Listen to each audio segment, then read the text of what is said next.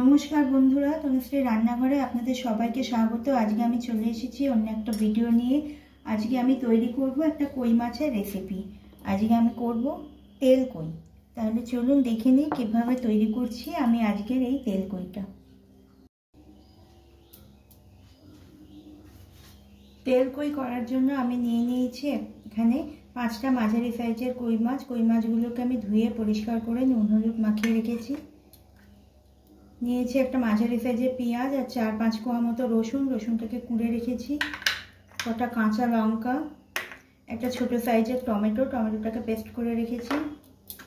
নুন, হলুদ, 2 টিস্পুন জিরে গুঁড়ো, ফোড়নের জন্য রয়েছে কালো জিরে,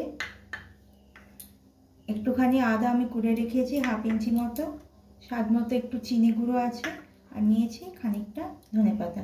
চলুন এবার দেখে নিই আমি কীভাবে তৈরি করছি এই কই মাছের তেল কই। আমি গ্যাসে কড়াই বসিয়ে দিয়েছি, আমার কড়াইটা গরম হয়ে গেছে। আমি এর মধ্যে তেল দিয়ে দিলাম।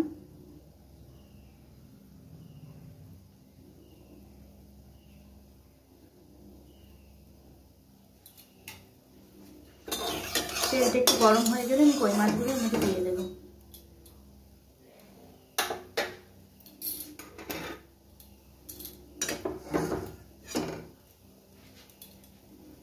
তেলটা আমার গরম হয়ে গেছে, আমি কই মাছগুলো ছেড়ে দিচ্ছি।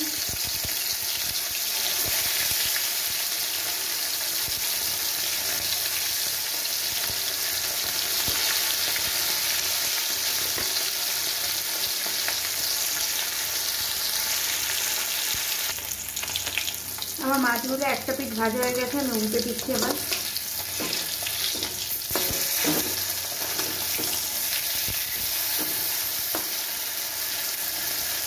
এই পিঠটা ভালো করে ভাজা হয়ে গেলে মাছগুলো তুলে নেব।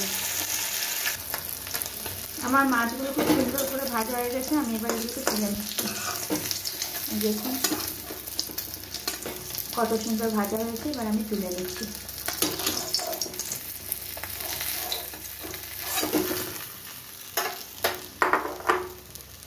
বাকি মাছগুলো আমি কড়াইয়ে দিয়ে দিলাম।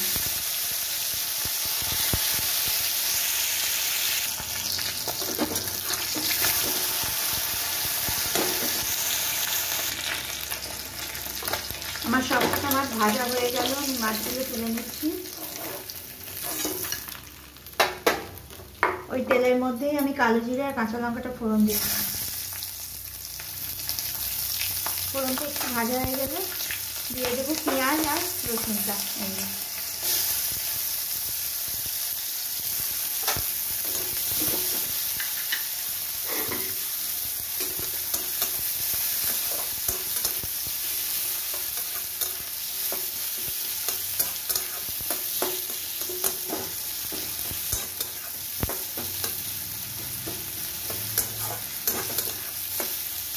পেঁয়াজ রসুনটা আমি বেশ ভালো করে একটু ভেজে নেব।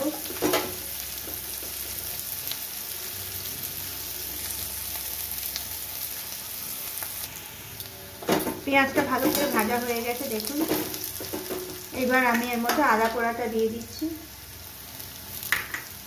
আদার একটু ভাজা ভাজা হয়ে গেলে তার মধ্যে টমেটো জিরেগুলো সব আস্তে আস্তে দিয়ে দেবো।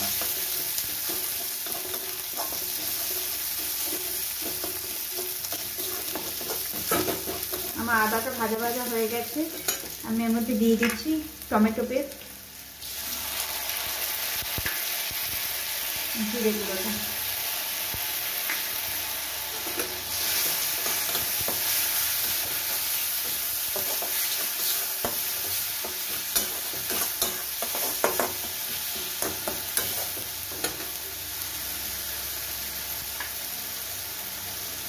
দিয়ে দিলাম নুন, হলুদ, চিনিটা।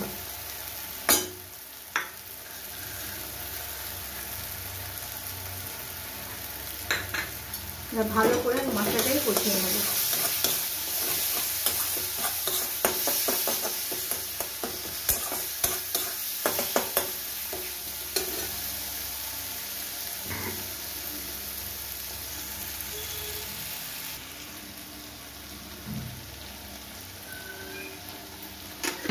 দেখুন আমার মশলাটা ভাজা ভাজা হয়ে এসেছে, কষানোটা আর কি হয়ে গেছে ভালো মতো। গা থেকে কত সুন্দর তেল ছেড়ে দিয়েছে এই দেখুন। এবার মাছগুলো দিয়ে ভালো করে নাড়াচাড়া করে আমি জল দিয়ে দেবো।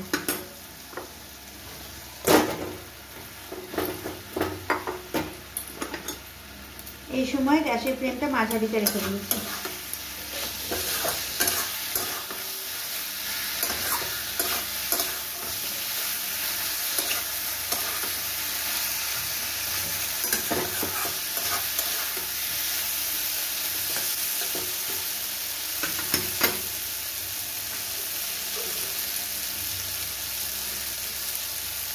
এবার আমি হাফ কাপ মতো জল এর মধ্যে দিয়ে দিচ্ছি।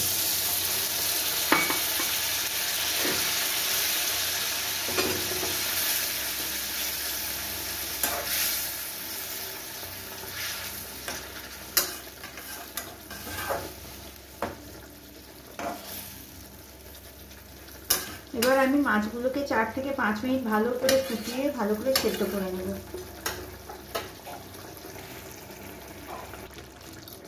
দেখুন মাছগুলো কি সুন্দর ফুটছে ঝোলের মধ্যে, ঝোলটাও অনেকটা মুড়ে এসেছে, ঘন হয়ে গেছে গ্রেভিটা অনেকটাই। আমার তেলকুই প্রায় শেষের পথে। আমি এর মধ্যে 3টে কাঁচা লঙ্কা ফাটিয়ে দিয়ে দিচ্ছি।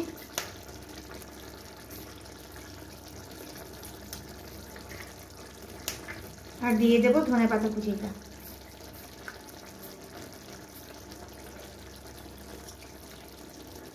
আমার রান্না একেবারে কমপ্লিট হয়ে গেছে, আমি গ্যাসের ফ্লেম অফ করে দিচ্ছি।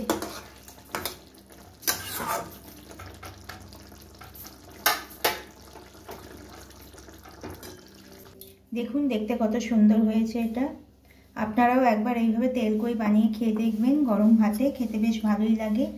আর আমার রান্না যদি আপনাদের ভালো লেগে থাকে তাহলে প্লিজ আমাকে লাইক, শেয়ার আর সাবস্ক্রাইব করবেন। আজ এই পর্যন্তই থাক, ফিরে আসবো অন্য কোনো ভিডিও নিয়ে। আপনারা ভালো থাকবেন, সুস্থ থাকবেন।